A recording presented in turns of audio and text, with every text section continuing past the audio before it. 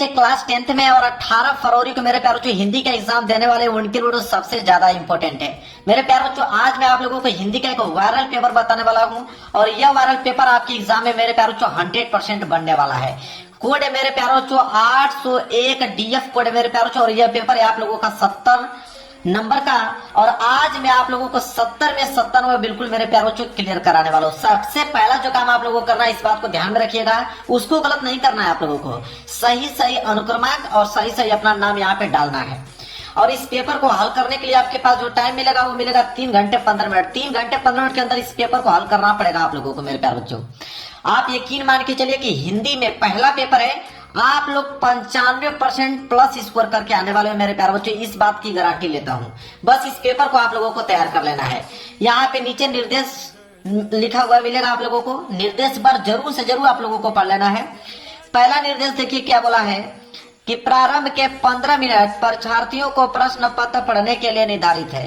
कहने का मतलब मेरे प्यारे बच्चों 15 मिनट आपको टाइम दिया जाएगा इस क्वेश्चन पेपर को पढ़ने के लिए और 3 घंटे में इस क्वेश्चन पेपर को आप लोगों को सॉल्व करना होगा। तो जब भी आप लोगों को पेपर मिले तो एक बार आप 15 मिनट आप इस पेपर को बढ़िया से पढ़ लीजिएगा। जो जो प्रश्न आ रहा है उसको अच्छे से आप लोगों को ट्रिक लगा लेना है, ये काम आप लोगों को कर लेना है। इसके बाद जब पेपर हल करने वाले हो तो जो प्रश्न पहले आ रहा है उसको आप सॉल्व करते चले जाइए। अगर आप पूरा पेपर हल कर लेते हो मेरे प्यारे, तो पूरा पेपर याद कर लेते हो तो आपको सीरियल बाय सीरियल करना है, इस बात को ध्यान रखिएगा आप लोग। तो आप 15 मिनट पेपर को पढ़ लीजिएगा, 3 घंटा आपको पूरा का पूरा टाइम मिलेगा इस पेपर को हल करने के लिए। इसके बाद दूसरा है कि प्रश्न पत्र 2 खंडों में खंड अ तथा खंड ब में विभाजित है। यह पेपर 2 खंडों में बना हुआ है, एक तो खंड अ दूसरा खंड ब, 2 खंडों में यह पेपर बना है। तीसरा निर्देश यह बोला है कि प्रश्न पत्र के खंड अ में बहुविकल्पीय प्रश्न है जिसमें सही विकल्प का चयन करके OMR शीट पर नीले अथवा काले बॉल पॉइंट पेन से सही विकल्प वाले गोले को पूर्ण रूप से काला करें। कहने का मतलब मेरे प्यारे बच्चों कि खंड अ में बहुविकल्पीय प्रश्न है। कितने बहुविकल्पीय प्रश्न रहेंगे? 20 बहुविकल्पीय प्रश्न रहेगा। उसका उत्तर आप लोगों को कहाँ पे देना होगा? OMR शीट अलग से मिलेगी रंगने के लिए, उस पे करना होगा। आप नीले पेन का यूज कर सकते हो या काले पेन का यूज कर सकते हो रंगने के लिए। पेन आपका बॉल पॉइंट पेन होना चाहिए, इस बात को याद रखिए। जेल वाली पेन का इस्तेमाल नहीं आप लोगों को करना है। पेन जो आपको लेके जाना है वह बॉल पॉइंट पेन लेकर जाना है। इसके बाद चौथा निर्देश बोला है कि खंड अ में बहुविकल्पीय प्रश्न है तो प्रत्येक प्रश्न के लिए 1 अंक निर्धारित है। कह रहा है कि जो बहुविकल्पीय प्रश्न आएगा तो बोला है कि एक प्रश्न जो है 1 नंबर के लिए पूछा जाएगा। ओवरऑल अगर हम बात करें तो 20 प्रश्न पूछेगा 20 नंबर के लिए खंड अ में। इसके बाद अगला निर्देश है, कह रहा है कि प्रश्न पत्र के खंड अ के प्रश्न हेतु 1 घंटा तथा खंड ब के प्रश्नों को हल करने हेतु 2 घंटे का समय निर्धारित है। कहने का मतलब मेरे प्यारे बच्चों कि खंड अ जिसमें 20 बहुविकल्पीय प्रश्न रहेंगे उसको हल करने के लिए आपको दिया है 1 घंटा। तो क्या आपको 1 घंटा टाइम लगेगा? नहीं मेरे प्यारे बच्चों, 5 मिनट बहुत हो जाएगा। 5 मिनट के अंदर सारे के सारे ऑब्जेक्टिव क्वेश्चन का जवाब दे पाओगे, क्योंकि आज की वीडियो में पूरा का पूरा सलूशन बताने वाला हूँ। बाकी जितना भी समय आपके पास बचेगा पूरा का पूरा खंड ब में लगा दीजिएगा हल करने के लिए। लास्ट निर्देश है कि प्रत्येक प्रश्न के सम्मुख उनके निर्धारित अंक दिए गए हैं। मतलब हर एक प्रश्न के आगे लिखा हुआ मिलेगा कि प्रश्न 1 नंबर का है कि 2 नंबर का है, 4 नंबर का है कि 6 नंबर का है। जितना भी नंबर का कोई भी प्रश्न होगा उसके सामने लिखा हुआ मिलेगा। तो मेरे प्यारे बच्चों यह था निर्देश बिल्कुल कम समय में पूरा डिटेल में मैंने आप लोगों को बता दिया। और पेपर आप लोगों का इधर से स्टार्ट हो रहा है, मैं पेपर आप लोगों को दिखाता हूँ। देखिए सबसे पहले आया हुआ है यहाँ पे खंड अ और खंड अ में दिया हुआ है बहुविकल्पीय प्रश्न। देखिए पहला प्रश्न है, इस प्रश्न को कई बार मैं पढ़ा चुका हूँ मेरे प्यारे बच्चों। जितने बच्चे डेली पढ़ते होंगे इस प्रश्न का जवाब जरूर से जरूर दे पाएंगे मेरे प्यारे बच्चों। बहुत ही ज्यादा सिंपल प्रश्न है मेरे प्यारे बच्चों, कई बार पढ़ा चुका हूँ इसको। कह रहा है कि हंस पत्रिका के जो प्रथम संपादक थे वो कौन थे? इतना ज्यादा सिंपल प्रश्न है, 1 नंबर के लिए प्रश्न है मेरे प्यारे बच्चों, तुरंत क्लियर हो जाएगा। कमेंट में जल्दी बताइए। हंस पत्रिका के जो प्रथम संपादक थे वो थे मुंशी प्रेमचंद्र जी। यहाँ पे ए वाला जो है बिल्कुल राइट आंसर हो जाएगा, पहले का ए। देखिए कितना सिंपल प्रश्न पूछ लिया है। दूसरा प्रश्न यह है कि शुक्ल युग के जो प्रसिद्ध उपन्यासकार हैं वो कौन है? 1 नंबर के लिए प्रश्न है। 4 ऑप्शन आपके पास है, बताना है कि शुक्ल युग के प्रसिद्ध उपन्यासकार इन 4 ऑप्शनों में से कौन है? तो वह है मेरे प्यारे बच्चों आपके भगवती चरण वर्मा जी हैं। सी वाला जो है बिल्कुल करेक्ट आंसर हो जाएगा, दूसरे का सी। इसके बाद तीसरा प्रश्न भी बहुत इंपॉर्टेंट है, कई बार मैं करा चुका हूं मेरे प्यारों, तुरंत इसका जवाब आप दे पाओगे। कह रहा है कि नीड का निर्माण फिर किस विधा की रचना है, यह बताना है। 1 नंबर के लिए प्रश्न है, किस विधा की रचना है नीड का निर्माण फिर। तो ये जो मेरे प्यारों बच्चों आत्मकथा विधा की रचना है, बी वाला जो है बिल्कुल करेक्ट आंसर हो जाएगा। आगे बढ़ते हैं, अगला प्रश्न देख लीजिए, प्रश्न नंबर 4। कह रहा है कि चेखव एक इंटरव्यू के लेखक हैं। 1 नंबर के लिए प्रश्न है, तो चेखव एक इंटरव्यू लेखक कौन है इसमें से। तो मेरे प्यारों इसका जो राइट आंसर है वो हो जाएंगे आपके राजेंद्र प्रसाद जी, डॉक्टर राजेंद्र यादव। ठीक है, तो चेखव एक इंटरव्यू के लेखक कौन है, राजेंद्र यादव जी। इस बात को याद रखिएगा, ए वाला ऑप्शन जो है बिल्कुल राइट आंसर हो जाएगा। देख पा रहे हैं मेरे प्यारों, मैं आपको कह रहा हूं कि आप 95% स्कोर करके आने वाले, इस बात की गारंटी है मेरा। बस इस पेपर को आप तैयार कर लेना। 5वां प्रश्न, इस प्रश्न को तो मैं कई बार पढ़ाया हूँ, ट्रिपल स्टार बना लीजिए। कई बार पढ़ाया हूँ मेरे प्यारों कि ध्रुव स्वामिनी नाटक के जो रचनाकार है वो कौन है। 1 नंबर के लिए प्रश्न है, तो ध्रुव स्वामिनी नाटक के जो नाटककार है वो कौन है, जल्दी से कमेंट करके बताइए मेरे प्यारों। वह है आपके जयशंकर प्रसाद जी। कई बार पढ़ा चुका हूं मेरे प्यारों, जयशंकर प्रसाद जी। 5वें का सी जो है बिल्कुल राइट आंसर हो जाएगा। अगला प्रश्न है प्रश्न 6। कह रहा है कि रीति काल की रचना है। 1 नंबर के लिए प्रश्न है, तो रीति काल की रचना इन चारों ऑप्शनों में से कौन है मेरे प्यारे बच्चों, वह है आपका रामचंद्रिका मेरे प्यारे बच्चों। डी वाला जो है बिल्कुल राइट आंसर हो जाएगा। रीति काल की रचना है रामचंद्रिका। 7वां प्रश्न देख लीजिए, कह रहा है कि तार सप्तक का जो प्रकाशन वर्ष है वो कितना माना जाता है। 1 नंबर के लिए प्रश्न है, तो तार सप्तक का जो प्रकाशन वर्ष है मेरे प्यारे बच्चों वह सन 1943 ईस्वी। यहाँ पे बी वाला जो है बिल्कुल राइट आंसर हो जाएगा, प्रश्न संख्या 7वें का। 8वां प्रश्न देख लीजिए, प्रश्न को कई बार मैं पढ़ाया हूं। कह रहा है कि लोकायतन के रचनाकार हैं। 1 नंबर के लिए प्रश्न है, तो लोकायतन के रचनाकार इन चारों ऑप्शनों में से कौन है मेरे प्यारे बच्चों, तो वह है आपके सुमित्रानंद पंत जी। सी वाला जो है बिल्कुल राइट आंसर हो जाएगा। आगे बढ़ते हैं, प्रश्न संख्या 9। प्रश्न संख्या 9 देख लीजिए क्या है। कह रहा है कि बहुरी अकेला के जो रचनाकार हैं वो कौन है। 1 नंबर के लिए प्रश्न, बहुत इंपॉर्टेंट प्रश्न है। तो बहुरी अकेला के रचनाकार हैं वो है अशोक वाजपेयी जी हैं। ए वाला ऑप्शन जो होगा बिल्कुल करेक्ट आंसर हो जाएगा। 10वां प्रश्न देख लीजिए क्या है कि रीति काल किस समय अवधि में माना जाता है। मतलब कि रीति काल की समय अवधि पूछ लिया, कितना इंपॉर्टेंट प्रश्न पूछ लिया मेरे प्यारे बच्चों। तो इसका राइट आंसर हो जाएगा सन 1643 ईस्वी से लेकर 1843 ईस्वी तक।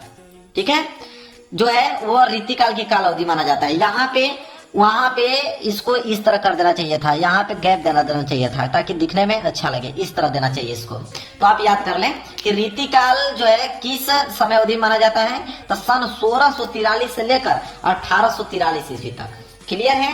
चलिए प्रश्न संख्या 11 देख लीजिए कि हास्य रस, मेरे प्यारों से कई बार पढ़ा चुका हूं कि हास्य रस का स्थायी भाव है। तो हास्य रस का स्थायी भाव तो हास होता है। यहाँ पे डी वाला जो है बिल्कुल करेक्ट आंसर हो जाएगा, प्रश्न संख्या 11 का।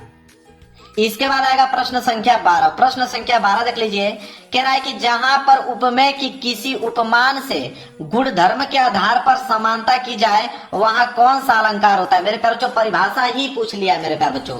तो सबको मालूम है कि जब उपमेय की तुलना हम लोग उपमान से करते हैं वो भी गुण धर्म के आधार पर, गुण धर्म के आधार पर समानता की जाए तो वहां पे जो अलंकार होता है रूपक अलंकार होता है। रूपक अलंकार का मेरे प्यारे परिभाषा है, ए वाला ऑप्शन जो होगा बिल्कुल राइट आंसर हो जाएगा। आगे देख लीजिए प्रश्न संख्या 13। प्रश्न संख्या 13 जो है वह है कि रोला छंद के प्रत्येक चरण में मात्राएं होती हैं। 1 नंबर के लिए प्रश्न है, तो रोला छंद में जो प्रत्येक चरण में कितनी मात्राएं होती हैं, तो उसमें जो होती है 24 मात्राएं होती हैं, इसलिए बी वाला जो है बिल्कुल करेक्ट आंसर हो जाएगा। रोला छंद के प्रत्येक चरण में 24 मात्राएं होती हैं। आगे बात करते हैं प्रश्न संख्या 14। देखिए क्या है, कह रहा है कि अनुग्रह शब्द में प्रयुक्त उपसर्ग। 1 नंबर के लिए प्रश्न है मेरे प्यारे बच्चों। ठीक है, तो यहाँ पे जो होगा अनधन क्या हो जाएगा, देखिए पहले उपसर्ग का मतलब समझिए। उपसर्ग का मतलब होता है जो आगे जुड़कर, ठीक है, जो आगे जुड़कर शब्दों को पूरा करे। तो अगर इसको अनुग्रह को तोड़ोगे तो ये टूटेगा अनु प्लस ग्रह के रूप में टूटेगा। तो जो आगे जुड़ता है वो आप लोगों का उपसर्ग कहलाता है। तो आगे क्या जुड़ा हुआ है, अनु, और ग्रह का अर्थ भी होता है, इसलिए अनु जो है वो अनुग्रह शब्द में उपसर्ग कहलाएगा। क्लियर है। सी वाला ऑप्शन जो है बिल्कुल राइट आंसर हो जाएगा। आगे बढ़ते हैं प्रश्न संख्या 15। कह रहा है कि आई प्रत्यय जोड़कर कौन सा शब्द बना है। 1 नंबर के लिए प्रश्न है, तो आई प्रत्यय जोड़कर कौन सा शब्द बना है? प्रत्यय का मतलब होता है कि जो लास्ट में जुड़ता है मेरे प्यारे बच्चों, ठीक है। तो लास्ट में जो जुड़ता है उसे हम लोग पढ़ते हैं यहाँ पे प्रत्यय। तो यहाँ पे देखिए ये हो जाएगा महानता, इसमें ता जुड़ा है, इसमें भी ता जुड़ा है, इसमें बचपन अन्न जुड़ा हुआ है, इसमें लिखाई, लास्ट में क्या रहा? आई, लिखाई, इसलिए बी वाला जो है बिल्कुल करेक्ट आंसर हो जाएगा। तो आई प्रत्यय जोड़कर कौन सा शब्द बना है? लिखाई। क्लियर है? चलिए आगे देखते हैं प्रश्न संख्या 16। कह रहा है कि पंचवटी में कौन सा समास है? 1 नंबर के लिए प्रश्न मेरे प्यारे जो। तो पंचवटी की अगर हम बात करें तो पंचवटी में जो है वो द्विगु समास है। सी वाला ऑप्शन जो होगा बिल्कुल करेक्ट आंसर हो जाएगा। समझ में आ गया? चलिए अगले प्रश्न की तरफ बढ़ते हैं, प्रश्न संख्या 17 की तरफ। चलिए अगला प्रश्न है प्रश्न संख्या 17। कह रहा है कि सूरज का जो तत्सम रूप होगा वो कौन सा होगा? 1 नंबर के लिए प्रश्न मेरे प्यारे बच्चों। तो सूरज का जो तत्सम रूप होता है वो होता है सूर्य। तो यहाँ पे ए वाला ऑप्शन जो है बिल्कुल करेक्ट आंसर हो जाएगा प्रश्न संख्या 17 का। इसके बाद 18वां प्रश्न है कि साकेत महाकाव्य की रचना किसने की? बहुत बार इस प्रश्न को पढ़ा चुका हूँ। तो साकेत महाकाव्य की जो रचना किया थे वो कौन थे? वो थे मैथिली शरण गुप्त जी। ये वाला ऑप्शन जो होगा बिल्कुल करेक्ट आंसर हो जाएगा। इसके बाद है मेरे प्यारों 19वां प्रश्न है कि द्विवेदी युग की काल अवधि है। 1 नंबर के लिए प्रश्न है। तो द्विवेदी युग की जो काल अवधि मानी जाती है वह 1900 ईस्वी से लेकर 1918 ईस्वी तक मानी जाती है। बी वाला ऑप्शन जो होगा बिल्कुल करेक्ट आंसर हो जाएगा। आगे लास्ट प्रश्न है बहुविकल्पीय का 20वां कि निम्न में से छायावाद युग का कवि है। 1 नंबर के लिए प्रश्न है। तो छायावाद युग के कवि इन चारों ऑप्शनों में से कौन है? वह है आपके सुमित्रानंद पंत जी। ये वाला ऑप्शन जो होगा बिल्कुल राइट आंसर हो जाएगा। तो मैंने 20 बहुविकल्पीय प्रश्न बता दिया और 20 के 20 बिल्कुल सही होना चाहिए। 5 मिनट भी नहीं लगेगा, आप पूरा का पूरा प्रश्न रंग दोगे 5 मिनट। इसके बाद जितना समय लगेगा पूरा का पूरा खंड ब में लगा दीजिएगा। अब यहाँ से स्टार्ट हो गया खंड ब, और खंड ब में क्या है? वर्णनात्मक प्रश्न। कितने नंबर के लिए? 50 नंबर का वर्णनात्मक प्रश्न रहेगा। 20 के बाद आएगा प्रश्न संख्या 21। देखिए प्रश्न संख्या 21 है कि निम्नलिखित गद्यांश पर आधारित दिए गए 3 प्रश्न के उत्तर दीजिए। गद्यांश दिया है कितने नंबर के लिए? 6 नंबर के लिए पूछा है गद्यांश। और याद रखिए कि इसमें 2 गद्यांश दिया है। एक आपका क वाला दिया है, कह रहा है कि क वाला नहीं कर पाओगे तो इधर पीछे आपको ख वाला दिया है। देखिए ये सब क वाला है, क वाला नहीं कर पाओगे तो यहाँ पे अथवा करके आपको ख वाला दिया गया है। दोनों में से मतलब कोई एक आपको पेपर में करना है। तो मैं आंसर दोनों को बता देता हूँ, याद कर लीजिएगा जो आसान लगेगा आपको। तो पहले क वाला देखते हैं। देखिए क वाला है कि दूसरी बात जो इस संबंध में विचारणीय है वह यह है कि संस्कृति अथवा सामूहिक चेतना ही हमारे देश का प्राण है। इसी नैतिक चेतना के सूत्र से हमारे नगर और ग्राम, हमारे प्रदेश और संप्रदाय, हमारे विभिन्न वर्ग और जातियां आपस में बंधी हुई है, जहां उनमें और सब तरह की पहचान विभिन्नताएं हैं, वहां उन सब में यह एकता है। इसी बात को ठीक तरह से पहचान लेने से बापू ने जनसाधारण को बुद्धिजीवियों के नेतृत्व में क्रांति करने के लिए, तत्पर करने के लिए इसी नैतिक चेतना का सहारा लिया था। यह है मेरे प्यारे। इसके नीचे 3 प्रश्न देखिए। पहला प्रश्न है कि उपयुक्त गद्यांश के पाठ और लेखक का नाम लिखिए, आपको मिलेंगे 2 नंबर। चलिए इसका आंसर देखते हैं मेरे प्यारे। 21 का पहला प्रश्न देखिए। तो प्रश्न संख्या 21 का क वाला गद्यांश हम कर रहे हैं। क में भी हम लोग पहला प्रश्न देख रहे हैं, संदर्भ देख रहे हैं। चलिए संदर्भ नोट कीजिए, क्योंकि संदर्भ में ही हम लोग पाठ और लेखक का नाम बताते हैं। तो संदर्भ में लिखेंगे कि प्रस्तुत गद्यांश हमारी पाठ्य पुस्तक हिंदी के गद्य खंड में संकलित डॉक्टर राजेंद्र प्रसाद द्वारा लिखित भारतीय संस्कृति नामक निबंध से उद्धृत है। देखिए मेरे प्यारों, किस चैप्टर से लिया गया है? तो आपका भारतीय संस्कृति चैप्टर से लिया गया है। इसके लेखक कौन है? तो डॉक्टर राजेंद्र प्रसाद जी है। बस इतना ही आपको पॉइंट लिखना है, 2 नंबर आपको मिल जाएगा। दूसरा प्रश्न है कि गद्यांश के रेखांकित अंश की व्याख्या कीजिए, 2 नंबर मिलेगा। जहां तक अंडरलाइन किया गया, तो अंडरलाइन यहां तक किया गया है। यहां से स्टार्ट में दिखाता हूं आप लोगों को।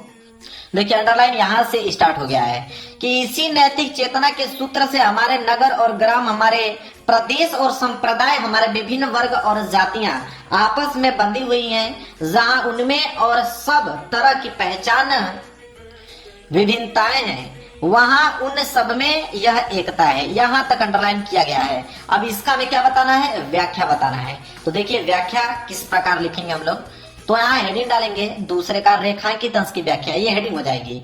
फिर लिखिएगा कि डॉक्टर राजेंद्र प्रसाद जी कहते हैं कि हमें सर्वप्रथम वैज्ञानिक और औद्योगिक विकास के अनुचित परिणामों को ध्यान में रखना चाहिए।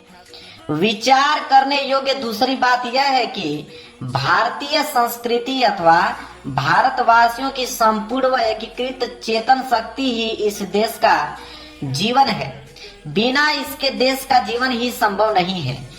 ऐसी चेतन शक्ति जो नैतिकता पर आश्रित है, यह हमारे देश के सभी शहर, गांव और सभी प्रदेश, सभी धर्म और उनको मानने वाले विभिन्न संप्रदाय, इन संप्रदायों के विभिन्न वर्ग, इनसे संबद्ध जातियां आपस में बंधी हुई हैं, जहां उनमें सभी तरह की विभिन्नताएं और विषमताएं फैली हुई हैं। वहीं उन सब में एक एकता है जिसे ध्यान से देखने, समझने और पहचानने की आवश्यकता है। मेरे प्यारे बच्चों, एक एक वर्ड जहां तक अंडरलाइन किया गया था उसका मैंने डिटेल में व्याख्या कर दिया हूं, आप इसको पढ़कर याद कर सकते हैं। क्लियर है? इसके बाद एक प्रश्न और बचा है यहाँ पे, तीसरा प्रश्न कि बापू ने क्रांति करने के लिए किसका सहारा लिया था। 2 नंबर इस पे भी मिलेगा। तो देखिए इसका आंसर हम लोग लिखेंगे यहाँ पे कि क्रांति के लिए बापू ने सामान्य जनता को बुद्धिजीवियों के नेतृत्व में क्रांति करने के लिए तैयार किया था और गद्यांश के रेखांकित अंश में उल्लिखित नैतिक चेतना का सहारा लिया था। क्लियर है? 2 नंबर यहाँ से। तो मैंने तीनों प्रश्नों का उत्तर दे दिया। अगर ये प्रश्न आपको डिफिकल्ट लग रहे हैं तो इसको मत कीजिएगा, आप ये अथवा करके जो ख वाला है इसको कर लीजिएगा। ख वाला है कि मैं ब्राह्मणी हूं, मुझे तो अपने धर्म अतिथि देव की उपासना का पालन करना चाहिए, परंतु यहाँ नहीं सब विधर्मी दया के पात्र नहीं, परंतु यह दया तो नहीं कर्तव्य करना है। तब मुगल अपनी तलवार टेक कर उठ खड़ा हुआ।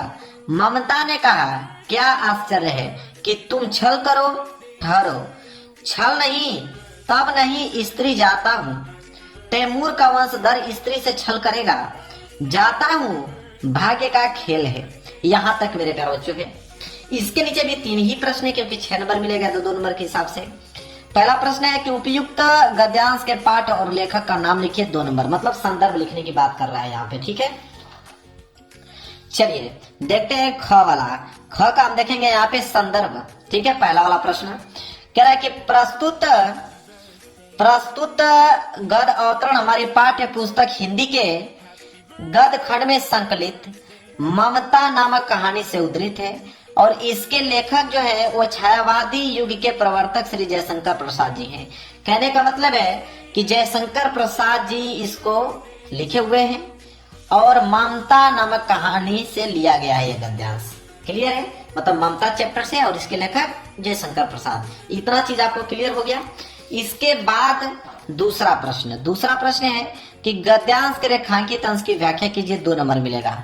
जहां तक अंडरलाइन किया गया है तो अंडरलाइन यहां तक किया गया है कि मैं ब्राह्मणी हूं, मुझे तो अपने धर्म अतिथि देव की उपासना का पालन करना चाहिए, परंतु यहाँ नहीं सब विधर्मी दया के पात्र नहीं, परंतु यह दया तो नहीं कर्तव्य करना है। तब यहाँ तक अंडरलाइन किया गया है। इसी का हमें क्या करना है, व्याख्या बताना है।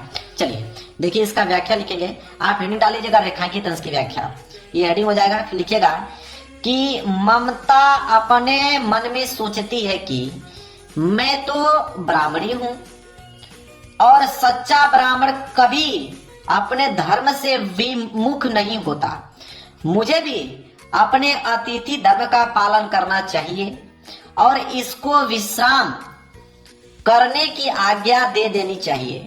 अगले ही पल उसके मन में विचार आता है कि यह तो धर्म भ्रष्ट मुगल है, मुगलों ने ही उसके पिता की हत्या की थी। यदि विधर्मी कोई और होता तो उसके प्रति दया दिखाकर उसे आश्रय दिया जा सकता था, पितृहंता को तो कदापि आश्रय न देना चाहिए। तभी उसके अंतकरण में फिर से हलचल मचती है कि मैं तो उसके ऊपर कोई दया नहीं दिखाऊंगी, वरना अतिथि धर्म का पालन करने अपने कर्तव्य को ही निभाऊंगी। यह उसका रेखांकित अंश की व्याख्या हो गया था, जहां तक अंडरलाइन किया गया था। क्लियर है मेरे प्यारे बच्चों? इसके बाद एक प्रश्न और है तीसरा प्रश्न है कि छल नहीं तब नहीं स्त्री जाता हूं, तैमूर का वंशधर स्त्री से छल करेगा, जाता हूं वाक्य किसने कहा और क्यों कहा, 2 नंबर मिलेगा इस पे। ठीक है, तो देखिए इसका उत्तर हम लोग कैसे लिखेंगे। तीसरे का इसका उत्तर होगा कि छल नहीं तब नहीं स्त्री, जाता हूं तैमूर का वंशधर स्त्री से छल करेगा, जाता हूं वाक्य मुगल हुमायूं ने ममता से कहे थे। हुमायूं तैमूर का वंशज था, उसका मानना था कि तैमूर का वंशज कुछ भी कर सकता था, लेकिन किसी स्त्री के साथ धोखा कदापि नहीं कर सकता था। क्लियर है। चलिए, तो मैंने 21 का क और ख दोनों बता दिया, जो आसान लगेगा आप उसको याद करके जाइएगा, बिल्कुल डिटेल में बता रहा हूं। चलिए अब आगे बढ़ते हैं अगले प्रश्न की तरफ। चलिए देखिए अगला प्रश्न है प्रश्न संख्या 22। प्रश्न संख्या 22 है कि निम्नलिखित पद्यांशों पर आधारित दिए गए 3 प्रश्नों का उत्तर दीजिए। अभी हमने क्या देखा, गद्यांश देखा, अब आ गया पद्यांश, और पद्यांश भी 6 नंबर के लिए ही पूछा गया है। ठीक है, क्योंकि गद्यांश और पद्यांश 6 नंबर के होते हैं, तो पद्यांश भी 6 नंबर, क्योंकि इसके नीचे भी 3 प्रश्न होते हैं। इसमें भी 2 ऑप्शन होते हैं, या तो आप क वाला कीजिए, क वाला नहीं कर पाते हैं तो अथवा करके ख वाला दिया गया है, दोनों में से कोई एक कर लीजिए। तो मैं तो आंसर दोनों का बताऊंगा ना, तो पहले क वाला देखिए। तो क वाला है कि सहे वार पर वार अंत तक लड़ी वीरवाला सी, आहुति सी गिर चढ़ी चिता पर चमक उठी ज्वाला सी। ठीक है, बढ़ जाता है मान वीर का, रण में बलि होने से मूल्यवती होती सोने की भस्म यथा सोने से। ठीक है, अब इसके नीचे 3 प्रश्न है, पहला दूसरा तीसरा, जिसमें से पहला प्रश्न है कि उपयुक्त पद्यांश का संदर्भ लिखिए, 2 नंबर मिलेगा। चलिए देख लेते हैं इसका संदर्भ। तो इसका संदर्भ लिखेंगे 22 का क वाला, तो 22 का क का पहला संदर्भ लिखेंगे कि प्रस्तुत पद्यांश सुभद्रा कुमारी चौहान द्वारा रचित झांसी की रानी नामक कविता से लिया गया है। तो झांसी की रानी नामक कविता से लिया गया है, और इसके जो कवि हैं, जो लिखी हुई हैं, वह है सुभद्रा कुमारी चौहान जी। क्लियर है। चलिए यह हो गया संदर्भ। अब आती है दूसरी बारी, दूसरे नंबर की, रेखांकित अंश की व्याख्या कीजिए, 2 नंबर मिलेगा। जहां तक अंडरलाइन किया गया है, तो आप देख सकते हो अंडरलाइनिंग यहां तक किया गया है, 4 लाइन तक यहां तक अंडरलाइनिंग किया गया है कि सहे वार पर वार अंत तक लड़ी वीरवाला सी, आहुति सी गिर चढ़ी चिता पर चमक उठी ज्वाला सी। इसका हमें व्याख्या करना होगा। चलिए देखिए व्याख्या किस प्रकार करेंगे। तो दूसरा लिखेंगे रेखांकित अंश की व्याख्या, एडिंग हो जाएगी। लिखिएगा कि रानी लक्ष्मीबाई ने दुश्मनों के लगातार और भीषण हमलों को अंत तक झेला, ठीक वैसे ही जैसे कोई वीर अन्य वाला के रणभूमि में बहादुरी से लड़ती है। उन्होंने अपनी देह का बलिदान एक पवित्र हवन यज्ञ की आहुति की तरह दिया, और चिता की अग्नि में भस्म होने के बाद भी उनकी आत्मा, उनका यश और उनकी वीरता एक प्रचंड ज्वाला की तरह चमक उठी। क्लियर है। यह हो गया रेखांकित अंश की व्याख्या। इसके बाद मेरे प्यारों जो यहाँ पे तीसरा प्रश्न है, उपयुक्त पद्यांश में किसकी वीरता का वर्णन किया गया, 2 नंबर मिलेगा इस प्रश्न पे। देखिए इसका उत्तर कैसे हम लोग लिखेंगे तीसरे का, कि उपयुक्त पद्यांश में झांसी की रानी लक्ष्मीबाई की वीरता का वर्णन किया गया। बस इतना पॉइंट आप लोगों को लिख देना है, आपका 6 नंबर क्लियर हो जाएगा। अगर ये प्रश्न नहीं करना चाहते हो, कोई दिक्कत, कोई प्रेशर वाली बात नहीं है, आप ये वाला कर लेना, ख वाला कर लेना कि किलकत कान्हा घुटुरवनी आवत, मणिमय कनक नंद के आंगन विश्व परिकवे धावत, कबहू निरखी हरि आपू छाव को कर सो पकड़न चाहत, किलकी हसत राजत वे नतिया पुनि पुनि तिही अवगावत। ठीक है, कनक भूमि पर कर पग छाया, यह उपमा एक रजती, करी करी प्रतिपद प्रतिमणि वसुधा, कमल बैठकी साजती, बाल दशा सुख निरखी जसोदा, पुनि पुनि नंद बुलावती। बहुत इंपॉर्टेंट मेरे प्यारे बच्चों। ठीक है, यहां तक दिया है, और इसके नीचे 3 प्रश्न में दिखाता हूं। ठीक है, देखिए एक लाइन और है उसके नीचे कि आचरा तरले ढाकी, सुर के प्रभु को दूध पियावती। ठीक है, अब 3 प्रश्न है। पहला है कि उपयुक्त पद्यांश का आप संदर्भ लिखिए, 2 नंबर मिलेगा।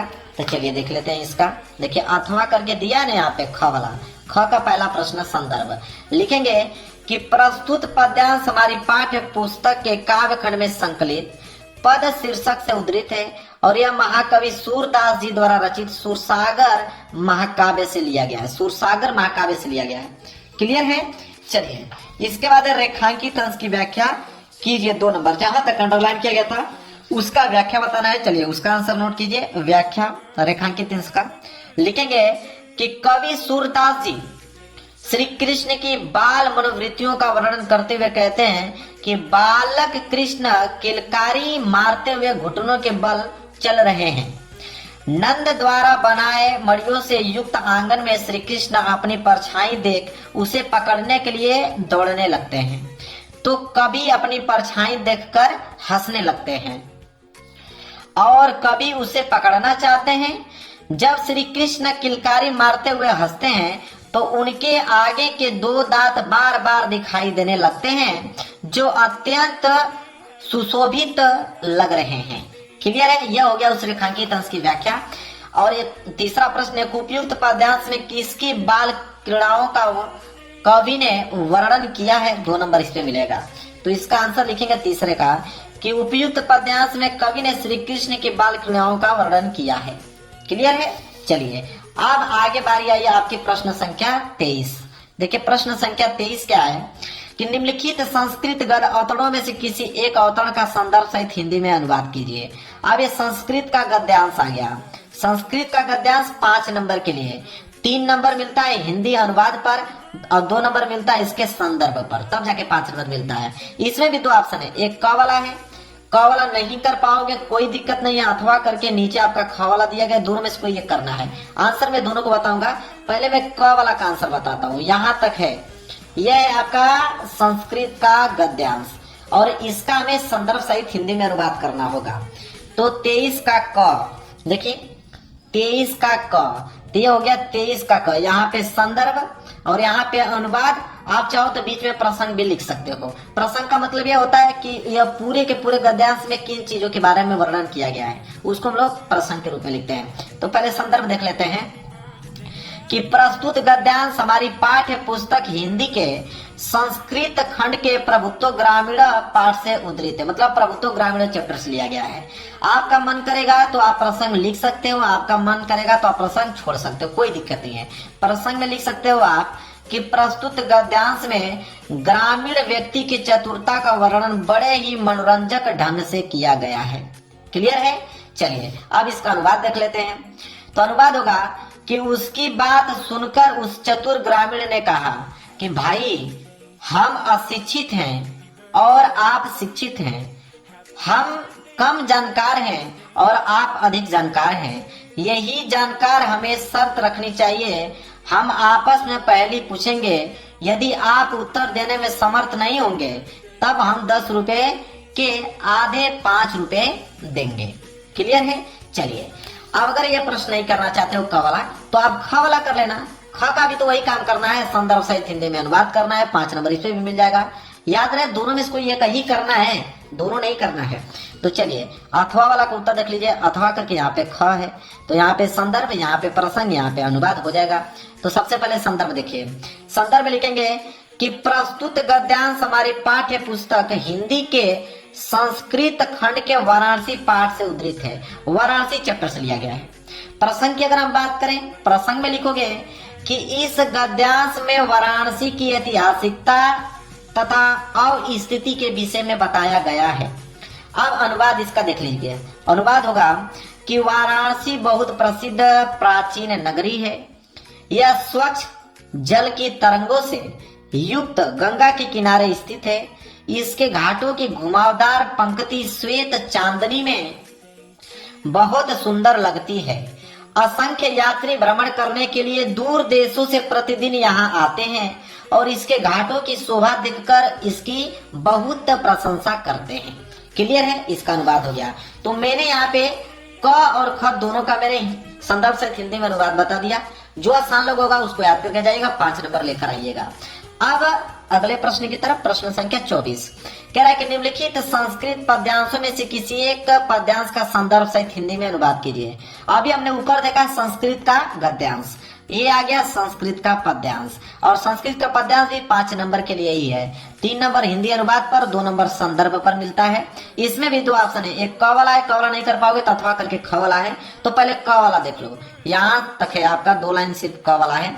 इसका आपको संदर्भ सहित हिंदी में अनुवाद करना होगा। आपका मन करेगा तो प्रसंग लिख दीजिएगा, नहीं मन करेगा तो छोड़ दीजिएगा।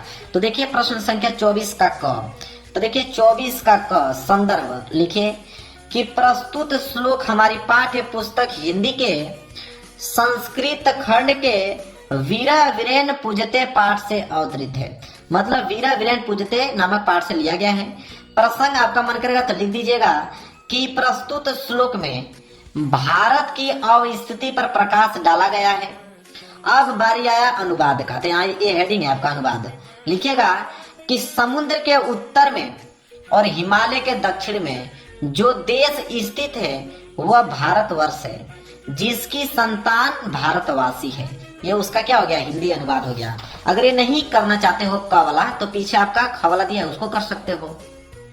देखिए दिया है ना अथवा करके यहाँ पे ख वाला, आप इसको कर लीजिए। इसका भी आपको संदर्भ सहित हिंदी में अनुवाद करना होगा।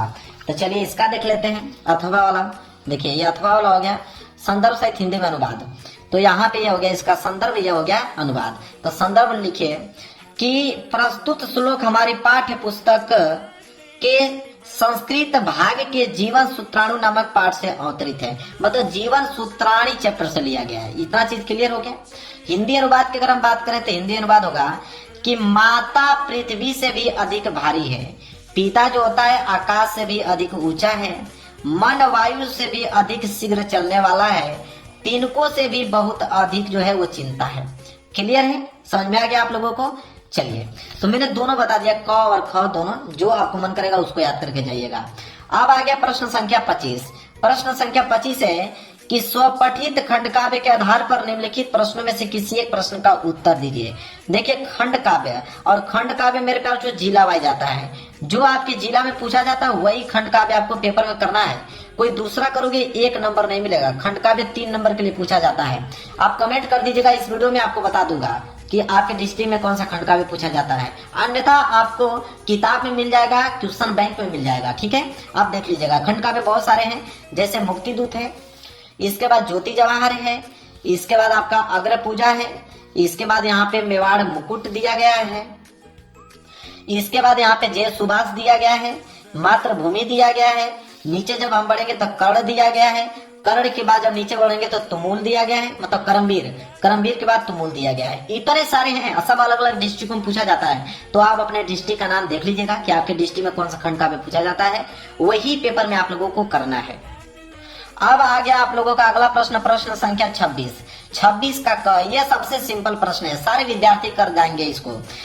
26 का क है कि निम्नलिखित लेखकों में से किसी एक का जीवन परिचय देते हुए उनकी एक प्रमुख रचना का उल्लेख कीजिए। देखिए लेखक का जीवन परिचय तो भाई सबको मालूम होगा, 5 नंबर के लिए पूछता है। 3 नंबर जीवन परिचय पे, 2 नंबर रचनाएं पे। तो रचना बहुत जरूरी है लिखना है। आपके पास ऑप्शन है जयशंकर प्रसाद जी का, भगवत शरण उपाध्याय जी का और आचार्य रामचंद्र शुक्ल जी का। इन तीनों लोगों में से किसी एक का ही जीवन परिचय आपको लिखना है, रचनाएं सहित। 5 नंबर आपको मिल जाएगा। तो ये सब सारी चीजें बताने की जरूरत नहीं है हमको कि जीवन परिचय भी मैं बताऊं, ये तो जीवन परिचय सारे विद्यार्थियों को याद होगा।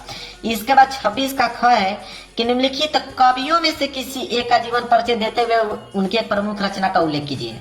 देखिए कवि का जो भी जीवन परिचय आता है वो भी 5 नंबर के लिए ही है। ठीक है, दोनों ही 5-5 नंबर के लिए हैं। इसमें भी आपका 3+2 का ही रेशियो चलेगा। 3 नंबर जीवन परिचय पे, 2 नंबर रचनाएं पे। यहाँ पे तुलसीदास का लिख सकते हैं, या तो बिहारी लाल जी का लिख सकते हैं, या तो मैथिली शरण गुप्त जी का लिख सकते हैं। 3 ऑप्शन है आपके पास, तीनों में से किसी एक का आप जीवन परिचय लिख लीजिएगा रचना सहित, तब जाके आपको 5 नंबर मिल जाएगा। अगला प्रश्न है प्रश्न संख्या 27 कि अपनी पाठ्य पुस्तक में से कंठस्थ कोई एक श्लोक लिखिए जो इस प्रश्न पत्र में न आया हो। श्लोक तो सारे विद्यार्थियों को मालूम होगा, 2 नंबर आपको मिल जाएगा। नहीं मालूम है तो मैं बता देता हूँ भाई, एक श्लोक बता देता हूँ, बहुत सिंपल वाला, याद कर लीजिएगा। 27वां का कि बंदम मरणो वापी जयो वापी पराजय अब यत्र समो वीर वीर भाव ही वीरता। 2 लाइन का मेरे प्यारे बच्चों यहाँ पे पोयम है, 2 नंबर आपको मिल जाएगा, याद कर लीजिए, बहुत सिंपल है और यह पेपर में भी नहीं आया था। क्लियर है? चलिए प्रश्न संख्या 28। प्रश्न संख्या 28 है कि निम्नलिखित में से किन्हीं 2 प्रश्न के उत्तर संस्कृत में दीजिए। 2 नंबर मिलेगा आपके पास। ऑप्शन है कि पहला, दूसरा, तीसरा, चौथा, पांचवा। 5 प्रश्न हैं। इन 5 में से किन्हीं 2 ही प्रश्नों का उत्तर आपको देना है। तो मैं एक पहला और दूसरा वाला का बता देता हूँ, नोट कर लेना। देखिए ये आपका पहले वाला का है और ये आपका दूसरे वाला का है। दोनों का आंसर बता दिया, यही दोनों याद कर लीजिए और ये दोनों जाकर पेपर में कर लीजिएगा। ठीक है? नहीं याद हो रहा है तो आप देख लीजिएगा, इसमें से कोई भी आपको याद होगा तो। क्लियर है? चलिए आगे बढ़ते हैं प्रश्न संख्या 29 की तरफ। प्रश्न संख्या 29 है कि निम्नलिखित विषयों में से किसी एक विषय पर निबंध लिखिए। 7 नंबर मिलेगा और निबंध मेरे प्यारे बच्चों सारे विद्यार्थियों को मालूम होगा। आपके पास 5 ऑप्शन। एक है आपका जीवन में विज्ञान का महत्व क्या है, विद्यार्थी और अनुशासन क्या है, वनों से लाभ क्या है, और देश प्रेम, और आपका आतंकवाद के कारण और निवारण बताइए। 5 आपके पास मेरे प्यारे बच्चों निबंध है। 7 नंबर। तो देखिए किताब से, आप बुक से निबंध मत याद कीजिएगा। किताब में बहुत बड़ा निबंध दिया है और उसका जो भाषा है वो भी आपका कठिन है। आप किसी भी YouTube चैनल से या मेरे ही YouTube चैनल पे उपलब्ध हैं, ठीक है? आप इन सारे निबंधों को शॉर्टकट में आसान शब्दों में लिखकर याद करें ना, वही पेपर में करके चले आना। 7 नंबर आपको मिल जाएगा। क्लियर है? ये भी मैं आप लोगों को होमवर्क ही देता हूं, आप इसको जरूर से जरूर तैयार कर लेना मेरे प्यारे बच्चों। इसके बाद आता है प्रश्न संख्या 30, जो इस पेपर का लास्ट प्रश्न है कि वाद विवाद प्रतियोगिता में पहली बार भाग लेने तथा पुरस्कार पाने का अनुभव बताते हुए अपने मित्र को एक पत्र लिखिए। ठीक है? इसके बाद अगर ये नहीं आता है तो अथवा करके एक प्रश्न और है कि वाद विवाद प्रतियोगिता में प्रथम स्थान प्राप्त करने पर अपने चचेरे भाई को बधाई पत्र देते हुए एक पत्र लिखिए। 4 नंबर। ठीक है? तो दोनों चीज एक ही है मेरे प्यारे बच्चों, ये मित्र को लिखना है और ये आपका चचेरे भाई को लिखना है। ठीक है? तो दोनों में से कोई एक मैं बता देता हूं, बस आपको दोनों ही हो जाएगा। समझ लीजिए कैसे लिखना है। देखिए मैं नीचे वाला बता देता हूं कि अपने भाई को, अपने चचेरे भाई को आप कैसे बधाई पत्र देखो। ठीक है? और ये है आपके मित्र को, तो दोनों चीजें सेम ही है। देखिए प्रश्न संख्या 30 का अथवा वाला मैं बता रहा हूँ कि अपने चचेरे भाई को कैसे बधाई पत्र दोगे। सबसे पहले आप एड्रेस लिखोगे, सुंदर नगर अमेठी, एड्रेस लिख दोगे। इसके बाद लिखोगे प्रिय छोटे भाई अनुज, जो भी नाम होगा, आयुष्मान भव। इसके बाद लिखना प्रारंभ करोगे, बहुत बहुत बधाई हो, सुना है कि तुमने विद्यालय की वाद विवाद प्रतियोगिता में प्रथम स्थान प्राप्त किया है। इस उपलब्धि पर मुझे बहुत गर्व हो रहा है। तुम्हारी कड़ी मेहनत और लगन रंग लाई है। मुझे पूरा विश्वास था कि तुम अपने ज्ञान और बोलने की कला से सबको प्रभावित करोगे। आशा है कि भविष्य में भी इसी तरह मेहनत करते रहोगे और नए नए मुकाम हासिल करोगे। मैं तुम्हारी हर सफलता की कामना करता हूँ। खुश रहो और आगे बढ़ते रहो। और यहाँ पे लिख लेना तुम्हारा बड़ा भाई, यहाँ पे अपना नाम नहीं लिखना होता है। आप क ख ग घ लिख सकते हो या XYZ लिख सकते हो, नाम मेंशन नहीं करना होता, इस बात को याद रखें। क्लियर है? अब मेरे प्यारे बच्चों इस सोल्यूशन भी कंप्लीट हो गया, साथ ही कंप्लीट हो गया।